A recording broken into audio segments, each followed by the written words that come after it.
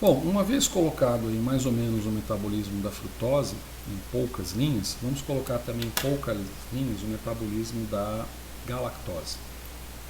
Então você tem aqui a glicose, bonitinha, aqui embaixo, certo? Você tem a glicose 6-fosfato, ou seja, ela foi internalizada, bem? E a partir dessa glicose 6-fosfato aqui eu tenho dois caminhos, aliás tem mais de dois, né? Eu posso pegar essa glicose aqui e ir para a via das pentoses, aqui em cima. Eu posso pegar essa glicose aqui e ir para a via glicolítica, aqui à direita. Eu posso pegar essa glicose aqui, se eu quiser, assunto ainda dessa semana, e transformá-la num glicogênio. E eu posso pegar essa glicose aqui, ó, e subir com a estrutura da molécula aqui e fabricar aqui em cima uma molécula de lactose, né? Ou não, em vez de fabricar uma molécula de lactose, eu fabrico só uma molécula de galactose aqui, tá bem? Então, vamos especificar, insistir mais uma vez no seguinte: fosforilou, quer dizer, não conseguiu fosforilar, tudo bem, vai, é problemático? É, mas não tanto. Fosforilou e não conseguiu processar para frente, ou seja, a enzima, após a fosforilação, tem alguma deficiência, né, ligada ao metabolismo, isso gera um problemão, porque aí você acumula a molécula. Imagina, você fosforila a molécula entra na célula, deixa eu ver como é que está a molécula, célula, molécula, não sei, molécula, fósforo, ixi, agora não sei, molécula, fosforila, aí ela é metabolizada, ou então ela entra na célula, fosforila, e agora ela não é metabolizada. Você prendeu um açúcar, um polihidroxialdeído, cetona dentro da célula, puxa água e demacia tecidos. Aliás, muito importante que eu esqueci de falar, tá? Nossa, muito importante mesmo, eu esqueci de falar. No metabolismo da frutose, veja que eu posso rapidamente pegar uma molécula de glicose, tanto a glicose quanto a frutose, né? Mas vamos pegar aqui a glicose, por exemplo. Eu posso rapidamente, com NADPH, da via das pentoses, convertê-la a um sorbitol. Sorbitol, se não me engano, sorbitol é até utilizado como espessante na indústria alimentícia, para sorvete, sorbitol. Pois bem, a glicose, ela possui 6 carbonos, tá bem? E ela possui um aldeído como grupo funcional aqui. Entendeu? Quando a gente olha o sorbitol, você tem 1, 2, 3, 4, 5, 6. Conta aqui, ó, você tem 6 hidroxilas. 1, 2, 3, 4, 5, 6. Conta da glicose. 1, 2, 3, 4, 5. Opa, tem uma hidroxila a mais no sorbitol. Cara, se tem uma hidroxila a mais na molécula, ela vai puxar mais água. Se ela vai puxar mais água, a tendência de edemaciamento de tecidos é maior também. A não ser que eu pegue esse sorbitol aqui e o desconstrua pela sorbitol, aqui está iditol, pela sorbitol desidrogenase para uma frutose. Aí eu me livrei do problema. E isso pode ser feito por mamífero, porque você vê que a seta é azul. Então eu me livro do problema.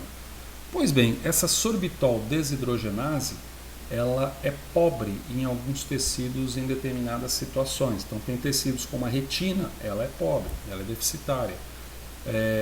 Tecidos como os rins, ela é deficitária.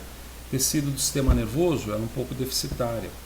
Isso implica o seguinte, que o sujeito que tem um alto teor de glicose, por exemplo, no sangue, poderá intracelularmente convertê-lo a sorbitol.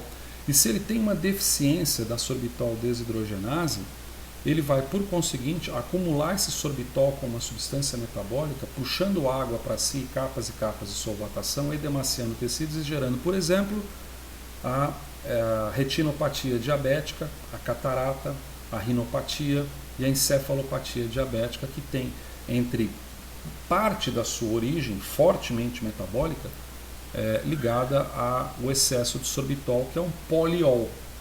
É um poliol. Você vê que aqui desapareceu o aldeído, né?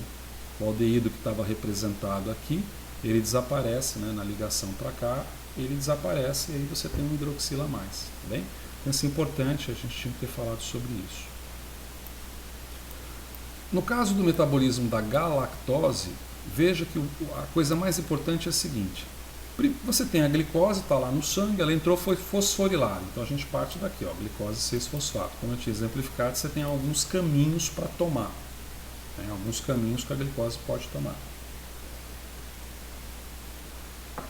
E um deles repetindo, via das pentoses, via glicolítica, fabricar glicogênio e agora fabricar um outro açúcar.